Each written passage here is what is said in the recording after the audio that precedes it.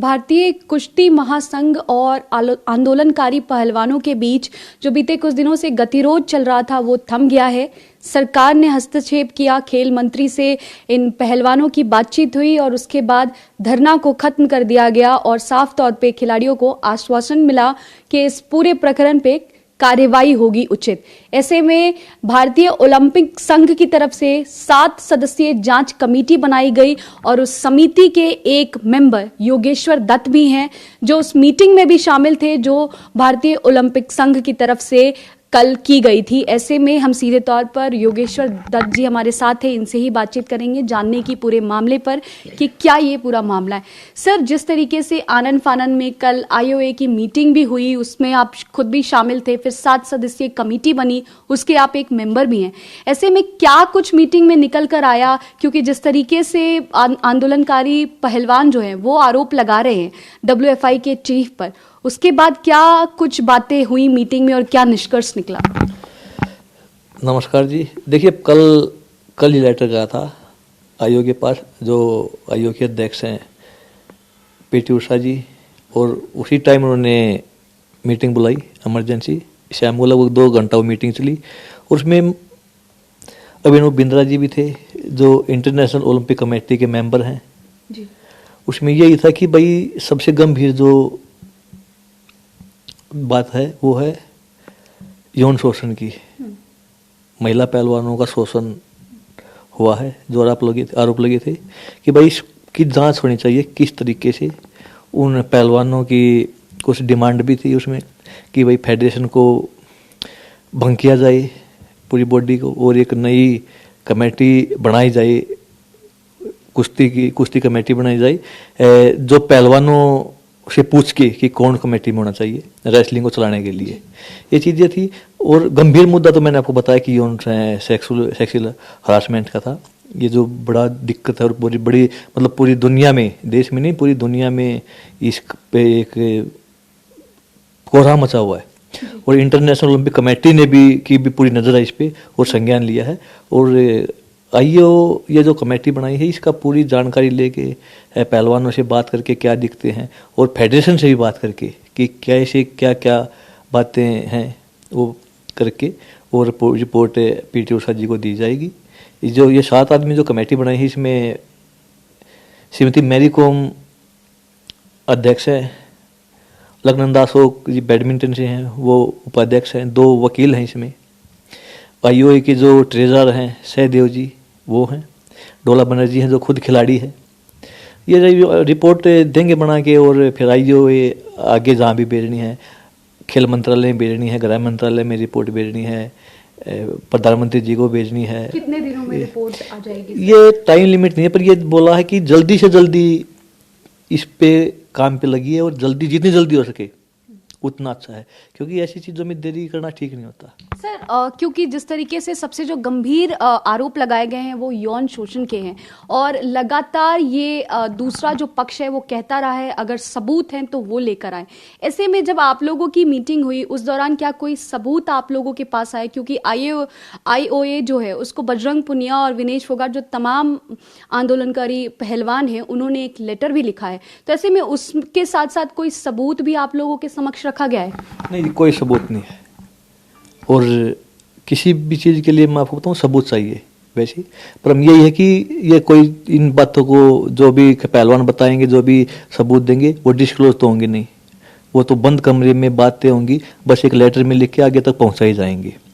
कौन है, किसके साथ कैसे क्या क्या हुआ है, ये चीज़ें पहलवानों से भी पूछी जाएंगी और दोनों तरफ की बातें इसमें सुनी जाएंगी। सर, लेकिन जंतर मंतर पे जो पहलवान बैठे हुए थे वो लगातार कहते रहे कि वो पब्लिकली सबूत नहीं रखेंगे, लेकिन उनके पास पुख्ता सबूत है जो भी जांच कमेटी है या फिर वो जिस तरीके से FIR की भी बात कर रहे थे उस दौरान उन्होंने कहा कि उनके पास तमाम सबूत हैं। ऐसे में जब आप लोगों को कंप्लेंट फाइल किया तो क्या वाकई कोई सबूत नहीं बताया गया है? उसके बारे में कोई छोटी मोटी जानकारी भी दी गई हो? नहीं, बस एक लेटर के माध्यम से बातें हुई हैं। बस एक लेटर आया है आईओए के पास, उसके उस पे ही है, कोई सबूत नहीं है। अब ये बात करेंगे, हम चाहते हैं कि सबूत हो। और अब मेरा आईओए से हट के भी, मैं कमेटी से हट के भी यही कि इसके पे पूरी कार्रवाई होनी चाहिए, जो दोषी है उसको सज़ा मिलनी चाहिए, पुलिस कंप्लेंट भी होनी चाहिए, क्योंकि बीच का रास्ता आप हर चीज़ में निकाल सकते हो, लड़ाई झगड़े में बीच का रास्ता निकल सकता है, कोई विवाद किसी और बात पे है या कोई हमारी डिमांड है उस पर भी बीच का हो सकता है, पर जहाँ पे यौन उत्पीड़न की बात आती है तो वहाँ पे बीच का रास्ता नहीं होता। अब बीच का रास्ता मतलब है कंप्रोमाइज़ करना, और इन चीज़ों में कंप्रोमाइज़ अगर आप करोगे तो फिर दोबारा आपके साथ वही चीज़ें होंगी। तो इसलिए हम बात सप्लीमेंट की हो, बात पार्टनरशिप की हो, बात किसी कैंप की हो, तो उसमें ठीक है चेंज हो जाएगा, रास्ता निकल जाते हैं, बहुत ज़्यादा रिश्ते निकलते हैं, पर किसी की भी बहन बेटी की इज्जत के साथ खिलवाड़ करना, ये चीज़ें होना, तो फिर वो बड़ी दिक्कत की बातें होती हैं, और वो हर खेल की बात है, कुश्ती की बात नहीं है। इसलिए इस पे ऐसे बिना सबूत के कुछ कार्रवाई हो नहीं सकती, इसलिए सबूत तो चाहिए और लड़ना भी ज़रूरी है। सर, आप खुद भी एक ओलंपियन हैं और भारत के लिए पदक आप भी लाए हैं। ऐसे में जो तमाम पहलवान इस वक्त आंदोलन पे बैठे थे और जिस तरीके से बातें निकल कर आई, क्या आपकी जानकारी में कभी कोई ऐसी बात आई हो? ट्रेनिंग कैंप्स में तो आप भी शामिल हुए होंगे, किसी महिला पहलवान से आपकी बातचीत हुई हो जो उन्होंने ऐसी बातें कही हो? देखिए, कभी भी किसी महिला पहलवान ने मेरे को ऐसी बात नहीं की, और ना कहने का भी एक रीज़न और हो सकता है, अगर ऐसी बातें कहीं होगी तो हरियाणा में थोड़ी इन चीज़ों में थोड़ी शर्म रखते हैं, अपने सगे भाई या अपने पिताजी को भी लड़कियां ऐसी बातें नहीं बताती, अपनी माँ या बहन को बता देती हैं, हमसे तो नहीं बताई, पर कभी एक दो बार ऐसी बातें हुई भी हैं। तो यही बात है कि बिना सबूत की बात हुई है, हमने बोला है कि भाई कोई ऐसी बात है तो हमें बताइए, हम लड़ेंगे, हम आपके साथ खड़े हैं कुछ, पर बिना ऐसे आप बताओगे तो आगे हम कहाँ जाके लड़ाई लड़ सकते हैं, वो चीज़ें हैं। मैं तो अभी बोलता हूँ, अभी हमें पर्सनली आगे बताइए कोई, हमेशा को हम लड़ेंगे, हम उनके साथ खड़े हैं, लड़ेंगे जहाँ भी जाना होगा। लेकिन सर, जो पहलवान आंदोलन पे बैठे थे वो तो कह रहे हैं देश भर के कोने कोने से कई सारी महिला पहलवान जो हैं, जो जूनियर पहलवान हैं, उन्होंने भी उनको अप्रोच किया है, उनको मैसेजेस किया है। क्या किसी ने आपको कभी किया हो, किसी दूसरे राज्य की, कहीं और की भी किसी महिला पहलवान ने खास तौर पे, या कुछ ऐसी बातें बताई हो या आपके संज्ञान में, आपकी जानकारी में आई हो? किसी भी महिला पहलवान ने मेरे को नहीं बताई, कोई भी बात ऐसी नहीं बताई। मैंने बताया कि कहीं अगर एक दो बार ऐसा कोई जिक्र चला है तो वो ही बात आई कि किसी ने भी ना तो किसी लड़की का नाम बताया, ना कोई सबूत बताया, उसमें फिर वही बात खत्म हो जाती है। वो अगर आप मेरे को कुछ बोलोगी और उसका कोई आधार नहीं होगा, आप मेरे को कुछ सबूत नहीं दोगी या किसी का नाम नहीं बताओगी, तो फिर वो बात वहीं खत्म हो जाएगी। हम कहीं भी किसी ग्राउंड पे जाके हम लड़ नहीं सकते, हम थाने में नहीं जा सकते, क्योंकि बिना कि उसके हम कहीं कोर्ट में नहीं जा सकते। तो ये चीज़ें नहीं हुई कभी, मेरे किसी भी लड़की ने मेरे को कुछ ऐसी बातें कभी नहीं कही। सर, एक सवाल सबसे जहन में यही उठ रहा है, क्योंकि जिस तरीके से WFI से खेल मंत्रालय ने जवाब तलब किया था, तो WFI ने अब वो रिपोर्ट भी सौंप दी है, और जिस तरीके से खिलाड़ी जो है एकदम बिल्कुल जिद पे अड़ गए थे, उन्होंने साफ तौर पे कहा भी था कि हम हरियाणवी हैं, हम जिद्दी हैं, हम पहलवान हैं, और वो चाहते थे कि भंग किया जाए जो कुश्ती महासंघ है। ऐसे में लेकिन जो जवाब दिया गया है महासंघ की तरफ से, उसमें साफ तौर पे कहा गया कि हम जो है कार्यकारी जो नियम है वो सारे नियम के अनुसार ही चीजें हो रही हैं। ऐसे कोई आरोप उनके या कोई शिकायत उनके खिलाफ जो WFI चीफ हैं उनकी संज्ञान में नहीं है। तो आपको क्या लगता है, ये क्या राजनीतिक रूप देने की कोशिश हो रही है? क्योंकि जो WFI चीफ है उनके राजनीति की एक छवि भी है। देखिए, कोई भी आप कहीं भी जाके आप प्रदर्शन करते हो तो राजनीतिक रूप उसको दिया जाता है, अपने आप बन जाता है, वो ना चाहते भी उसमें कुछ ना कुछ ऐसा राजनीतिक हो जाता है कि क्योंकि अगर एक जगह लोग इकट्ठे होते हैं 100, 200, 500, और ये तो वैसे भी देश के जो करीम पहलवान थे वो बैठे थे, इनके पास तो सभी आएंगे। राजनीतिक रूप किसी के भी हाथ में कोई इसको रोक नहीं सकता। ये चीज़ें राजनीतिक लोग अपना राजनीतिक फायदा उठाएंगे इसमें, क्योंकि सबको अपना चीज़ दिखती है उनके बहाने से। ये पहलवान थे, इन्होंने जो मुद्दा उठाया वो बड़ा गंभीर मुद्दा था, इनकी अपनी लड़ाई थी, लोग उसको बुलाना चाहते थे, विपक्ष उसको एक पार्टी को घेरने के चक्कर में था सरकार को। पहलवान अपने मुद्दे के लिए थे, पर पहलवान ने फेडरेशन के साथ पहलवान लड़ाई। पहलवानों की तरफ से सर साफ तौर पे कहा गया, क्योंकि जब पहले दिन ही इस प्रोटेस्ट के विंदा करात जब गई थी तो साफ तौर पे बजरंग पुनिया ने उनको कहा था कि मंच से आप चले जाइए। उन्होंने रिक्वेस्ट बार बार की थी और बार बार वो कहते रहे कि ये खिलाड़ियों का मुद्दा है और हम ही लड़ना चाहते हैं, इसमें कोई राजनीतिक रंग रूप नहीं देना चाहते वो। लेकिन सवाल वही उठ गए, क्योंकि ब्रजभूषण शरण सिंह जो अध्यक्ष हैं WFI के, वो उनकी एक अपनी राजनीतिक छवि रही है, तो कहीं ना कहीं कई सारी चीजें सवालों के घेरे में है। देखिए, अगर वो राजनीतिक ना होते तब भी इसको राजनीतिक रूप दिया जाता, तब भी राजनीतिक लोग इसमें आते। उसमें अगर पार्टी को किसी वो मंच नहीं दिया गया तो सोशल मीडिया पे आए, वो फेसबुक पे आए, ट्विटर पे वो, और इलेक्ट्रिक मीडिया पे आए, वो हर जगह आए, वो तो कोई रोक नहीं सकता, उसको कोई मुद्दा होता था। और इसमें किसी पार्टी की बात नहीं होती। मैंने उस दिन भी बोला था कि इसको किसी पार्टी पक्ष विपक्ष से मत देखो, ये जो मुद्दा है बड़ा गंभीर है, इस पे विचार कीजिए, इस पे संज्ञान लेने की जरूरत है, इसकी जांच की जरूरत है। आप ये मत देखिए इस पे ये कि भाई क्या है कौन किस ये कि भाई किसके साथ गलत हुआ है उसको। लेकिन सर कई सारे लोग या कई सारे जो पहलवान हैं वो इसे हरियाणा वर्सेस वेस्टर्न यूपी की भी बात कर रहे हैं। जिस तरीके से 21 तारीख से आज ही से जो नेशनल रैंकिंग टूर्नामेंट भी शुरू होना था, हरियाणा के कुछ पहलवानों ने कहा कि हम बहिष्कार करेंगे, हम नहीं जाएंगे। इस तरीके की बातें आई जिसपे WFI ने संज्ञान भी लिया और कहा कि ऐसे जो भी पहलवान इस तरीके की अफवाह फैला रहे हैं उन पे हम FIR भी दर्ज करा सकते हैं। तो कहीं ना कहीं चीजें जो हैं वो डिरेल हो रही हैं। खिलाड़ी खेल और जिस तरीके के खिलाड़ियों के मसले हैं उससे इतर एक राजनीतिक मुद्दा बन रहा है। ऐसे में एक खिलाड़ी के तौर पे आपको क्या लगता है, क्या वाकई बात हो रही है उस बात पर जिस पे होनी चाहिए? नहीं, जिस बात पे बात होनी चाहिए उस पे बात नहीं हो रही। जो मुद्दा है यौन शोषण का, उस पे बात नहीं हो रही। उस पर अगर बात होती, उस पर कार्रवाई होती तो कोई बात ही नहीं थी। उसकी जांच होनी चाहिए, उसकी पुलिस रिपोर्ट होनी चाहिए। पर एक मेरा मानना है कि इसमें ऐसे मुद्दों में पिस्ता खिलाड़ी है, और खिलाड़ी भी जूनियर पिस्ता है। जो हमारे देश की करीमा, जो आने वाला भविष्य है, वो पिस्ता है। रैंकिंग सीरीज में लगाइए आप, या जो भी बैठे थे आने वाले टाइम में, ये जो नए बच्चे होते हैं ये पिसते हैं। इसमें जो बड़े खिलाड़ी होते हैं किसी भी, वो निकल जाते हैं। इसमें नए बच्चे की मुश्किल हो जाती है कि वो किस साइड खड़ा हो। सर एक सवाल ये भी उठ रहा है कि जिस तरीके से तमाम बातें निकल कर आई हैं, ब्रजभूषण शरण सिंह जो WFI चीफ हैं, उन्होंने साफ तौर पे कह दिया कि वो अगर कोई भी लड़की, कोई भी महिला खिलाड़ी जो पहलवान है, वो अगर आकर कह दे तो मैं फांसी पे भी चढ़ने को तैयार हूं। तो दोनों ही जो पक्ष है, एक पक्ष कहता है जब तक भंग नहीं किया जाएगा तब तक हम धरने पे बैठे रहेंगे। हालांकि जब बातचीत हुई, बैठक, दूसरे दौर की बैठक के बाद खेल मंत्री के साथ, उन लोगों ने धरना को खत्म कर दिया है फिलहाल के लिए। लेकिन सवाल यही है कि आखिर इस तरीके से मैट पर जो खिलाड़ियों को होना चाहिए था, उनको मैट्रेस पे बैठना पड़ रहा है, अपनी लड़ाई मैट टू मैट्रेस लड़नी पड़ रही है। तो ऐसे में क्या इस देश में वाकई खिलाड़ियों के लिए बहुत मुश्किलें हैं? देखिए, यहाँ पे ये चीज़ें कभी कभी होती हैं। ये जो ये प्रकरण हुआ है, ये बड़ा गंभीर और बड़ा प्रकरण था। पूरी ये इंटरनेशनल न्यूज़ बनी, इंटरनेशनल सुर्खियों में ये आया है। और सबसे बड़ी आप वो देखिए कि दोनों साइड से ये बोलते हैं कि यौन उत्पीड़न हुआ, वो बोलता है कि नहीं हुआ, मुझको फांसी पे टांग दीजिए, अगर हुआ है तो जांच कराइए, CBI जांच कराइए।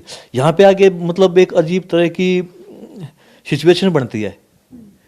इसलिए मैं बोलता हूँ कि इसकी जांच होनी चाहिए, सच्चाई निकल के आनी चाहिए। साथ में ये चक्कर क्या है, उत्पीड़न हुआ तो सजा होनी चाहिए जरूरी, जिससे एक सीख मिले पूरे उसको।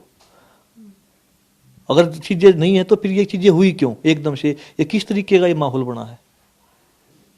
सर कई सारे पहलवान ये भी कर रहे हैं, क्योंकि जांच कमेटी तो अब बैठा दी गई है, जहां जांच कमेटी बैठा दी गई है, पर असली जांच, असली सजा मिलती है इंसान को न्यायालय से।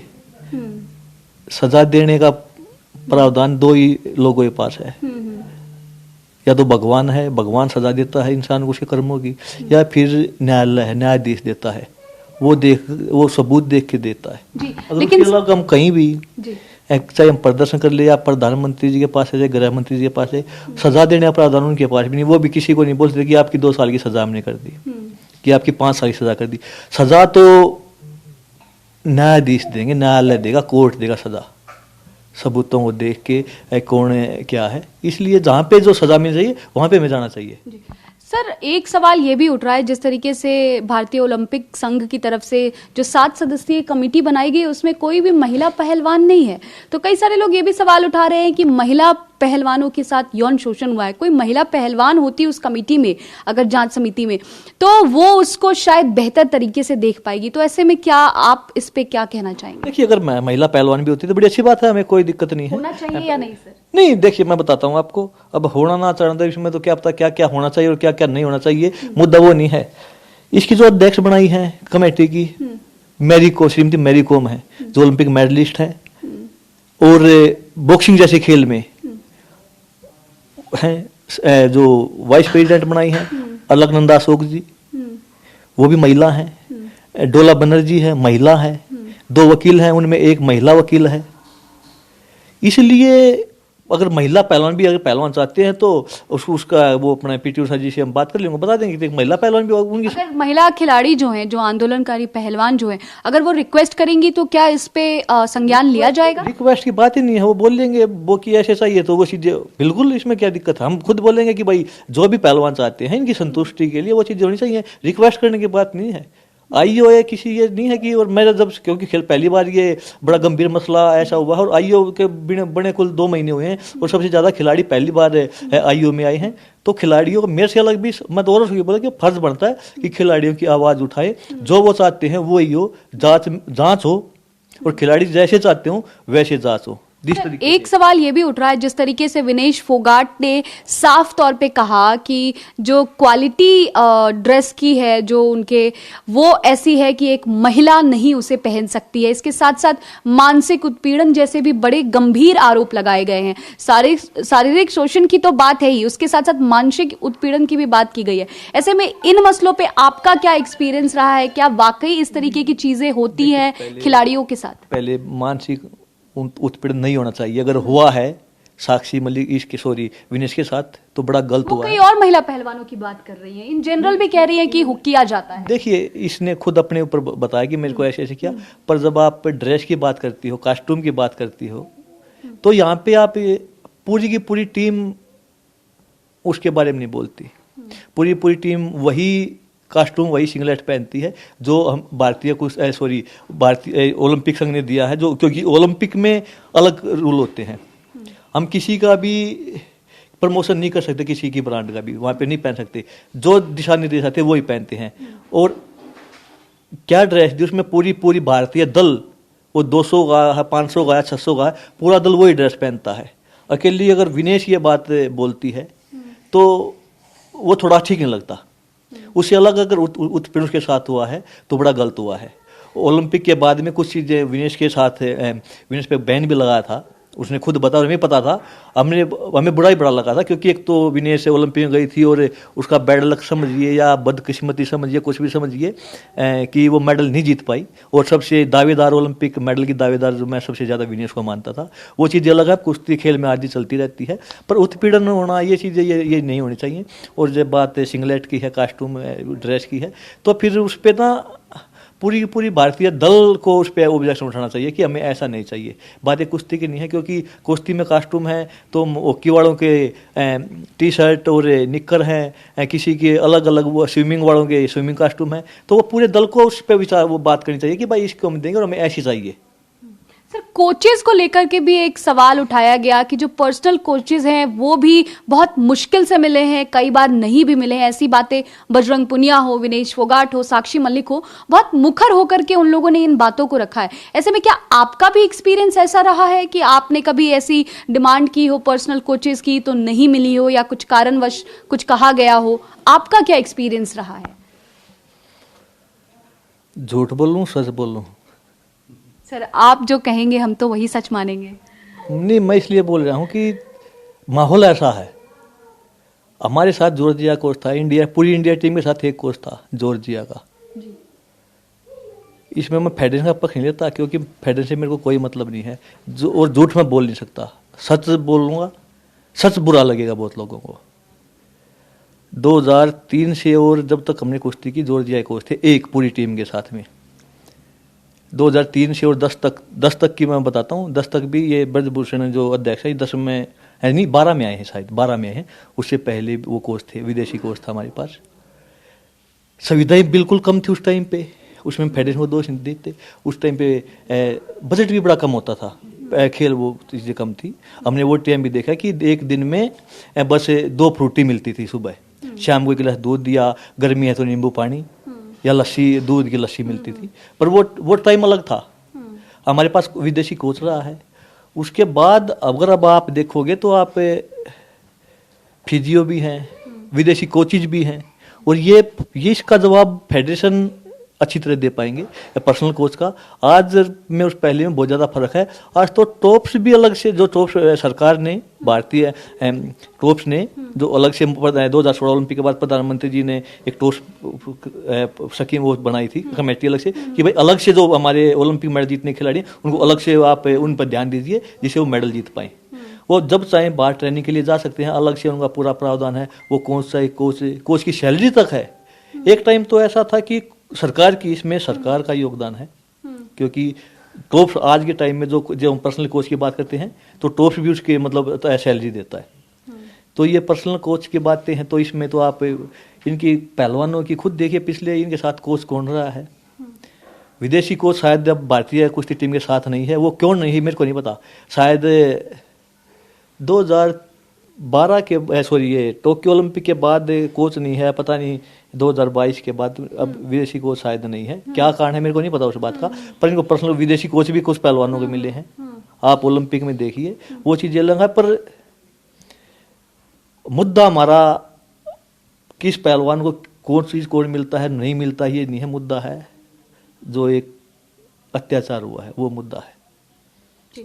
सर, लोग ये भी कह रहे हैं, खासतौर पे पहलवानों की तरफ से कहा जा रहा है आपको लेकर, कि आप कमेटी के सदस्य बनाए गए हैं तो आप शायद से WFI से शायद जुड़े हैं या उनके साथ कोई आपका संबंध है। इस पे सवाल खड़े हो रहे हैं। इसलिए जी सर, सवाल ये है कि क्योंकि आप खिलाड़ी के तौर पे भी रहे हैं, अभी आप जांच समिति के सदस्य भी हैं, हालांकि संघ से, आपके कोई महासंघ से आप शायद नहीं जुड़े रहे हैं। कभी कभी जुड़े हैं आप संघ से? हमारी जानकारी में आप नहीं जुड़े जी।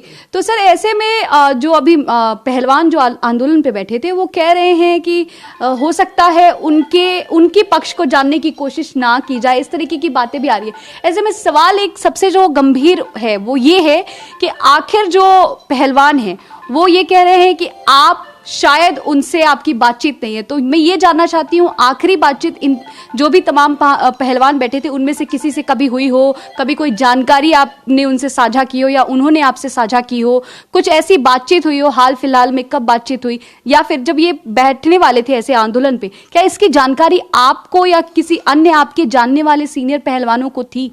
देखिए, मेरे को नहीं पता किसको थी किसको ना, मेरे को नहीं पता इस बात का। तो मेरे को भी आप लोगों के तहत ही पता लगा था।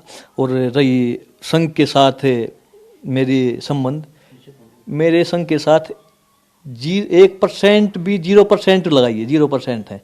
उसका उदाहरण मैं आपको देता हूँ। 2016 रियो ओलंपिक मेरा लास्ट ओलंपिक था। उसके बाद मैं फेडरेशन में, मेरा पर्सनल तो कोई काम था ही नहीं किसी भी तरीके से। ना तो मैं किसी भी आधिकारिक तौर से जुड़ा, ना मैं कभी कैंप में भारतीय टीम के साथ जुड़ा, ना एज ए कोच, ना एज ए मैनेजर, ना एज ए चीफ कोच, किसी भी तरीके से नहीं। ना मैं कभी कैंप में वैसे रहा। जब 2016 ओलंपिक बाद मैं कभी जो फेडरेशन के अध्यक्ष है उनके साथ भी कभी किसी प्रोग्राम में 1-2 मेरी मुलाकात हुई हो, नहीं तो मेरी कभी उनसे कोई मुलाकात नहीं हुई। क्योंकि मेरे को फेडरेशन से कोई भी काम नहीं था, कोई भी मेरे को फेडरेशन से ये नहीं थे कि मेरे को कुछ बनना है। मैं अपनी अकेडमी चलाता हूँ, वहीं पे रहता हूँ। और पहलवानों को अगर इनको एक ऐसी लगता है तो ये भी लिख के दे सकते हैं। मेरे को बिल्कुल भी 1% भी वो नहीं है। आपकी बात सुनिए, आपत्ति बिल्कुल भी नहीं है। किसी पहलवान जिसको कहेंगे किसको होना चाहिए वही खिलाड़ी हो जाएगा। क्योंकि ये जिम्मेवारी का बड़ा जिम्मेवारी का काम है। ये जो कमेटी बनाई है इसमें पाप और पुण्य का भाग्य बनना होता है। हम किसी के साथ गलत करते हैं तो हम उस पाप के भागीदार हैं। वो चीज़ें कभी ना कभी हमारे सामने फेस होंगी, हमें वो चीज़ें याद आएंगी। इसलिए ये निष्पक्षता की मैं बात करता हूँ।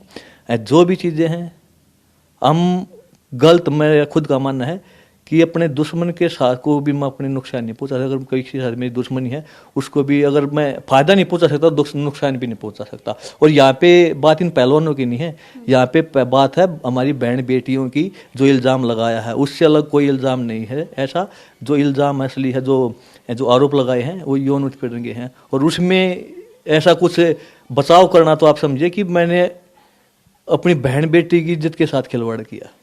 सर, आपको क्या जानकारी थी? आखिरी सवाल है, क्या जंतर मंतर पे जब जा रहे थे ये पहलवान, क्या आपको या आपके जानने वाले किसी सीनियर जूनियर कोई भी पहलवान जिसने आपको ये जानकारी दी हो, जानकारी मिली हो, या उसके बाद आपने जब वो बैठ गए उसके बाद आपने उनमें से किसी से संपर्क किया हो, जानने की कोशिश की हो, समझने की कोशिश, कोई बातचीत, या कमेटी के मेंबर आप बनाए गए हैं तो उसके बाद कोई बातचीत अभी आपके पास किन्हीं भी इनमें से पहलवानों का फोन आया हो, कोई बातचीत हुई हो? बिल्कुल नहीं, मैं बिल्कुल, मेरी सबसे बड़ी दिक्कत है, मैं ऐसे झूठ नहीं बोल सकता, मेरे को बिल्कुल भी नहीं पता था। वहाँ पे ना हमारे और पहलवानों के फ़ोन बिल्कुल आए थे कि वहाँ पे धरना प्रदर्शन कर रहे हैं पहलवान, ऐसे हम जा रहे हैं। उनके पास कॉल आई थी, उनको कॉल की गई थी बुलाने के लिए, वो सभी गए थे। और अभी भी किसी पहलवान का मेरे पास कोई कॉल नहीं आया इस मैटर पे भी। और कॉल आए ना आए वो अलग, वो बात नहीं है। बात है कि अगर इस चीज़ में हम हैं तो कॉल आने ना आने कोई फर्क नहीं पड़ता, क्योंकि जो चीज़ें हैं हम उनके साथ खड़े हैं, हम सच के साथ खड़े हैं। अगर कुछ चीज़ें अगर गलत हुआ है तो हम गलत का साथ कभी नहीं देंगे, हम ठीक का साथ देंगे। किसी की भी बहन बेटी के साथ खिलवाड़ हमें पसंद नहीं है। सर एक और सवाल लेना चाहूंगी, क्योंकि जिस तरीके से जो WFI चीफ है उन्होंने कहा कि जो ये महासंघ है कुश्ती की, इसकी एक यौन शोषण उत्पीड़न की भी समिति है जो इस तरीके के आरोपों की जांच करती है, और उस समिति की जो 5 सदस्यीय टीम है उसमें साक्षी मलिक भी खुद शामिल हैं और वो भी उन आंदोलनकारी पहलवानों के साथ हैं। तो ऐसे में एक सवाल ये भी उठ रहा है कि जब वो उस टीम की हिस्सा है, उस सदस्य है उस समिति की, ऐसे में वही धरना प्रदर्शन पे बैठ गई हैं, तो क्या वाकई में चीजें बहुत गंभीर हैं? क्या ये किस तरीके का मसला है? देखिए, मेरे को भी नहीं पता था और हमें खुद ये भी नहीं पता था कि हर संघ में, हर खेल महासंघ में या हर जगह की ऐसा ही कोई कमेटी होती है जो उत्पीड़न के ये जो मामले हैं वो देखे।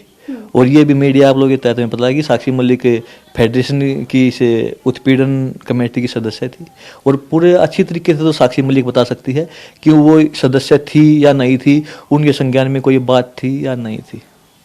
बहुत बहुत शुक्रिया सर हमसे बातचीत करने के लिए। तो ये योगेश्वर दत्त हैं जो भारत के ओलंपियन खिलाड़ी हैं, चैंपियन हैं कुश्ती के, और फिलहाल जो WFI चीफ और आंदोलनकारी पहलवानों के बीच जंग जारी है, उसके बीच में जो IOA की 7 सदस्यीय कमेटी बनी है उसके एक मेंबर हैं, और साफ तौर पे इनका कहना है कि अगले कुछ दिनों में जांच जो है वो पूरी होगी और उसके बाद जो रिपोर्ट है वो खेल मंत्रालय के साथ साथ प्रधानमंत्री को भी सौंपा जाएगा, और तब निकल करके सामने आएगा कि आखिर पूरा मामला क्या है, प्रकरण क्या है, और साफ तौर पर अगर कुछ गलत हुआ है महिला खिलाड़ियों के साथ तो उस पर कार्रवाई होगी।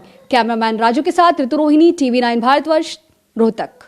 दिल्ली NCR की हर छोटी बड़ी खबर जानने के लिए सब्सक्राइब करें अपना पसंदीदा channel TV9 Delhi NCR। Facebook, Twitter और इंस्टाग्राम पर हमें सर्च करें @TV9 दिल्ली NCR पर।